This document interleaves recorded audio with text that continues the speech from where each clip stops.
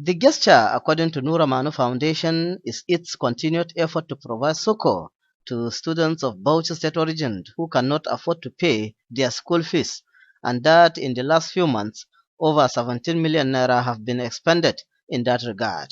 Mukhtar Jarmajo, while briefing newsmen, said the beneficiaries are students of Bauchi State origin in Islamia, primary and secondary schools, as well as other tertiary institutions of higher learning.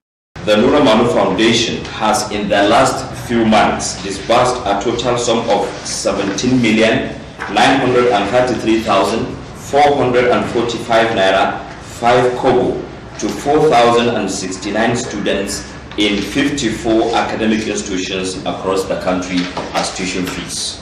Nura Manu Foundation, according to him, has a lot of programs in all sectors of the economy aimed at assisting the people of the state, and that in the current fight against COVID-19, people should intensify prayers and abide by the health experts' advice and guidelines to stem the tide of the disease.